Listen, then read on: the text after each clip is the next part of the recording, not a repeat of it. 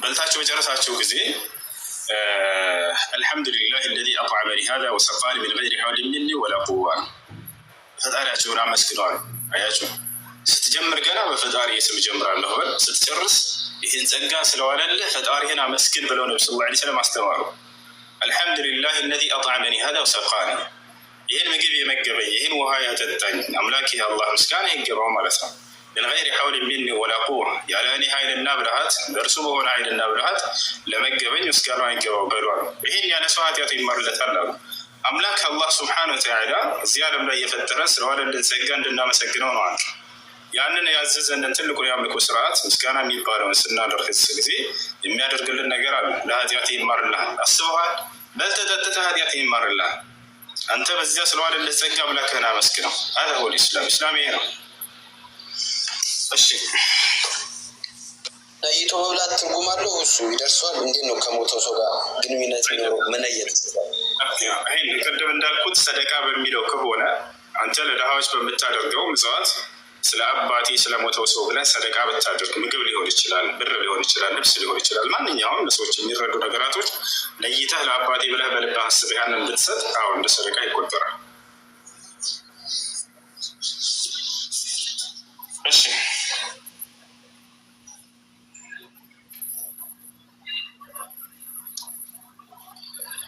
ይሰማችኋል? ይሰማል። ለራስ ስትበላ ከመብላት በፊት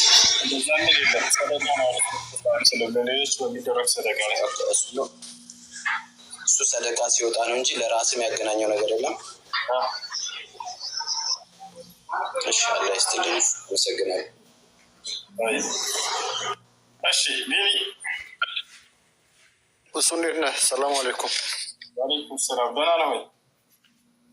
ረጅም ጊዜ አይደለ? አዎ፣ በጣም ቆየን ከተገናኘን። ያ በጣም ጠፋሁኝ። እንትን ያው አያለው እኮ እንትን እዚህ ከአንተ ሲወጣም እንትን ዩቲዩብ ላይ ምናምን ነገር ያለው ላይፍ ከመጣም ያለው ትንሽ 1-3 ወር ቲኮ ለፍቼ ነበር። አንድ የተወሰነ ጥያቄዎች ነበሩኝ። እሱ ያ ላይክ ሌሎች ነገሮች አላስቸግርም፣ ግን ከራሴ ጋር የተያዙ ነገሮች ስላሉ በአንድ ላይ ልጠይቅህና መልስልኝ። ምንድነው ረመዳን ብዙ ላይክ የመጀመሪያ ረመዳን የነበረ፣ ግን ጨርሼ መጾም አልቻልኩኝ። በጣም ነበር ቢርበኝ። ማታ ሰርቼ አልቻልኩም። ግማሹን እስከ 6 ሰዓት ምናምን ጾምኩት። ለዛ ምንድነው ማድረገው? ሁለተኛ ልጨርስልህ ጥያቄዎች። ሁለተኛ ውሻ ነበረኝ እና ትላንት ወዲያ ማነው እየነዳው እየሰማሁህ ነበረ። ከዛ በፊት የሚሆነው ጥያቄ ነበረኝ። ላይክ በጣም ወዳቸው 2 ውሾች አሉኝ።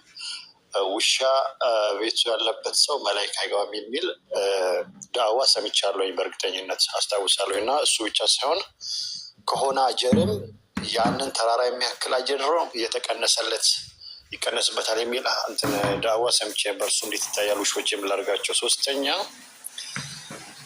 ቁማርና ኔንዶን አክሲዮን ላይክ አራጣ የሚባሉ ነገሮችን ላይክ እንትን ስትል ሰምቻለሁ። እነሱን በደንብ ታብራራልኝ። ምክንያቱም ግማሹ ቢዝነስ ያሁን ላይክ ከእንደዚህ አይነት ቢዝነሶች ጋር የተያያዘ ነው፣ ቁማር አይደለም። ግን እንዴት መሰለህ የሆኑ ብዙ ሰዎች ይሆናሉ፣ የሆነ ብር ድርሻ እንገዛለን፣ ከዛ ላይ በየቀኑ ያስገኝልን ትርፍ አለ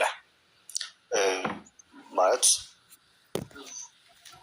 እኔ እዛ ነገር ላይ ብሩን ከማዋጣት ውጪ ወይም ደግሞ ያን ነገሮች ለሰዎች ሼር ከማድረግ ውጭ ማድረጉ አስተዋጽኦ የለኝም። ያን እንዴት ታየዋለህ? ሌላ እነዚህ 3ቱን ጨርስልኛል። 1-2 ይቀሩኛል።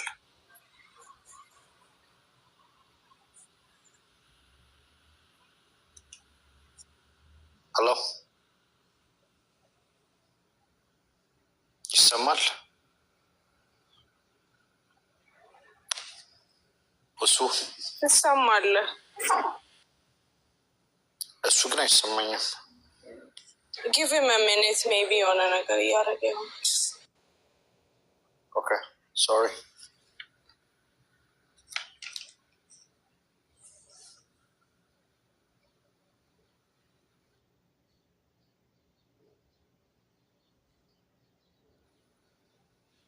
ጋር እናንተ ጋር ለቀ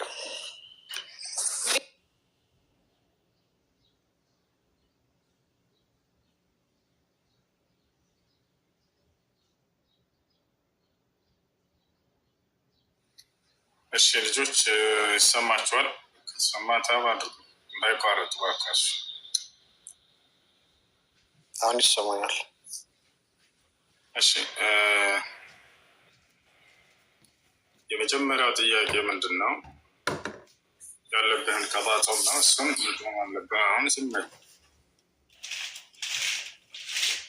ቻችለ ጊዜ ቀጣጣ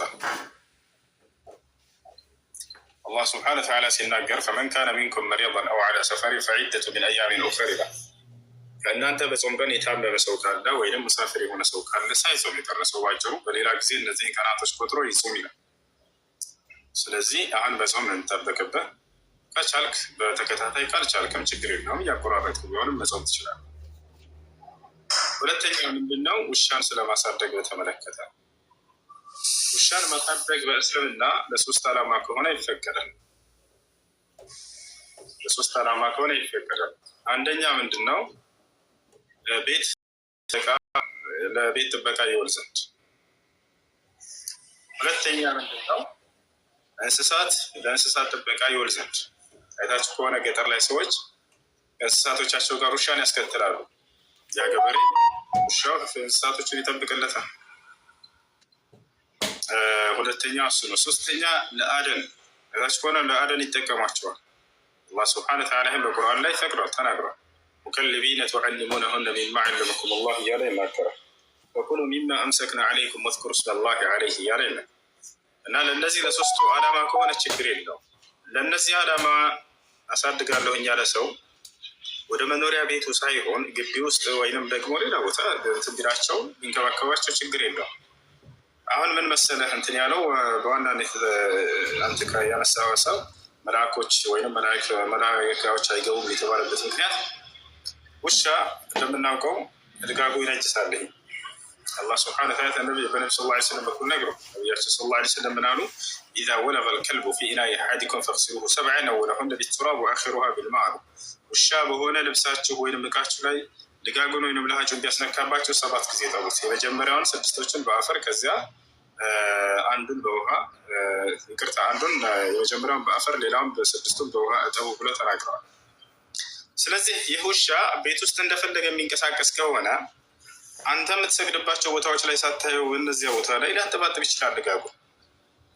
ውሻ በተለይ ደግሞ መታሃም አልመታሃም የሚያለከልክ ብቸኛ እንስሳት ከተቀመጠ የሚያለከልክ ነው በአብዛኛው ማለት ነው። እና ይህ ውሻ ቤት ውስጥ በሚንቀሳቀስ ጊዜ የምትሰግድባቸውን ቦታ ይነጅስብሃል ከሚል አንጻር ነው እንጂ ኢስላም ውሻን ከመጥላት አይደለም።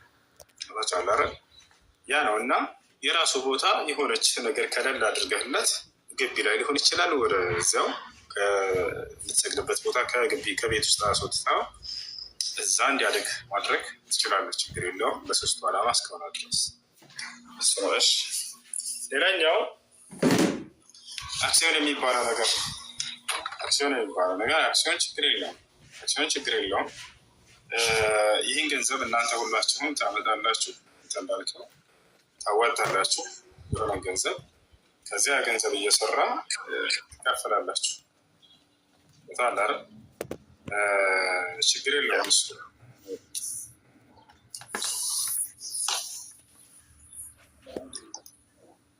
እሺ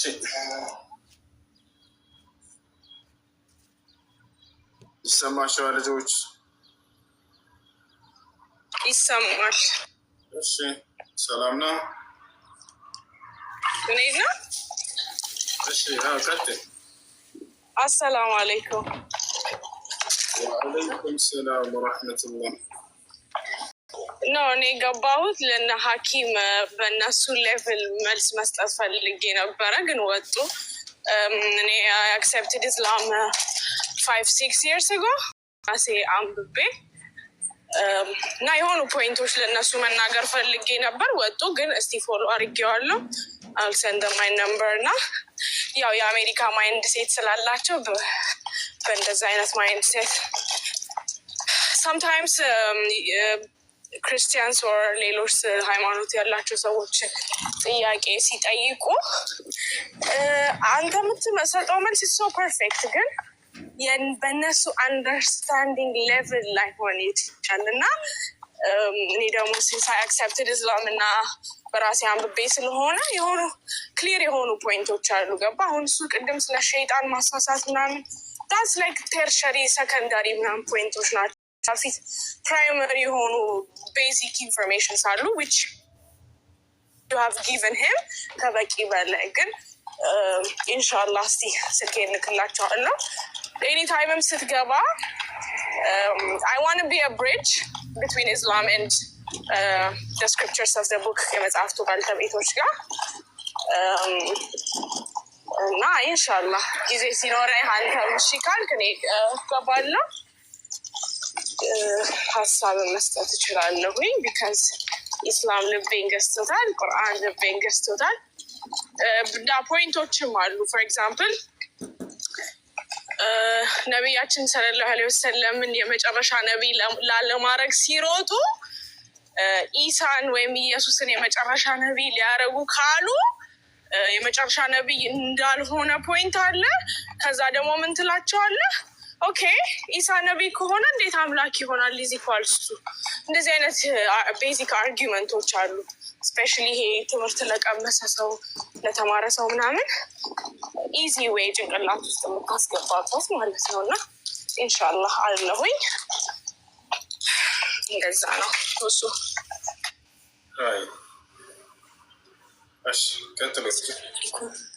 ወአለይኩም ሰላም ወረህመቱላህ። እሺ ጥያቄ ነበረኝ እንትን በኒካ ጉዳይ ማለት ነው። አይ እንትን ማይሰግድ ሰው ኒካ ማሰር ይችላል እንዴ? አይችልም። እሺ ያ ሰው አባት ከሆነሳ? አባትም ቢሆን አይችልም። ሶላት የማይሰግድ ሰው ሙስሊም አይደለም። ወደ እስልምና ጥሪ ምንድን ነው? ሶላትን እንዲጀምር ጥሪ አድርግለት፣ ዳዋ አድርግለት። ሶላትን ከጀመረ የዛኔ ተውበት አድርጎ ይቻላል። ሶላት አልሰግድም ግን በፍጹም እሱን ኒካ ማሰር አይችልም። እሺ እና አሁን ለምሳሌ አንድ ሰው ከአባቱ ጋር ከተጣላ እና በቃ ስለ እኔ አይመለከትሽ ምናምን ነገር ካለ ማለት ነው፣ ያን ሰዓት ማን ነው ኒካ ማሰር የሚችለው? አጎት ወይንም ወንድም ወይንም የአባትሽ አባት ካለ፣ የአባትሽ ወንድም ካለ፣ የአባትሽ ወይ ራስሽ ወንድምሽ ካለ፣ ወይንም ልጅ ካለሽ ልጅሽ፣ ከነዚህ አንዱ ኒካ ማሰር ይችላል። ሁሉም ከሌሉ ሸሪዓ ፍርድ ቤት ከሌለ በአካባቢ ኒካ የሚያስር ካሉ እና ሰው ሲወለድ አባቱን አያውቀውም በብዙ ማለት በቃ ከእናቱ ጋር ያደገ ሰው ማለት ነው። ያንን አባት የማግኘት ግዴታ አለበት። ካላገኘው ከየት ይመጣል? ካገኘው ያውራ። እንዴት ነው አባዬ አንተ ነህ እንደወለድከኝ ያውራ። ካላገኘው አላገኘውም ነው። ከቻለ ፈልጎ ቢያገኘውና የአባትነትን ሀቅ ቢወጣለት አጅር ያገኘ። ካልቻለ ችግር የለውም። ካልቻለ ከየት ያመጣዋል? ችግር የለበት።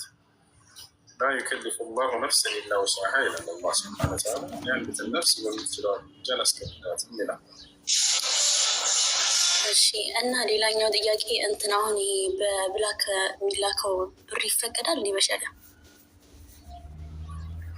ብላክ ማርኬት ወይንም ሱቅ አስወድ ወይንም ሐዋላ ተብሎ የሚጠራው ነገር አስፈላጊ። አንደኛ አተጣቡብ የብርን መቀባበል። አንቺ ድርሃምን ሰጪው ጊዜ ያለበት ድርሃም እሱ ደግሞ ያንን መላክ ያለበት ቦታ ሳትለያዩ እዚያው ብሩን አንቺ ስታቀበዩ እርሱ መድረስ ያለበት ቦታ ማድረስ እና ማረጋገጥ አለበት። ከዚያ በኋላ ነው መለያየት ያለባቸው። ብዙ ጊዜ ይህ ነገር ባለመገሰቱ ሰዎች ዛሬ ሲጭበረበሩ ይስተዋላል። ገንዘብ ሰጥቼው አልልክም አለኝ፣ በላኝ፣ አጭበረበረኝ ይላሉ። ይህ መስፈርት ተጣቡጥ የሚለው ሊኖር ይገባል፣ መቀባበል የሚለው። ሌላኛው ምንድን ነው? እኩል በሆነ መንገድ ሊልክላቸው ይገባል። አንዳንድ ሰው አዲስ ከሆኑ የማያውቁ ከሆኑ እነዚህ ልጆች ቀንሰው ይልክባቸዋል። ስለ ስራው የሚያውቁ ከሆኑ በትክክለኛ ዋጋ ይልካል። ይሄ ተገቢ አይደለም። ከዚህ ከሁለቱ መስፈርት ድረስ ችግር ነው።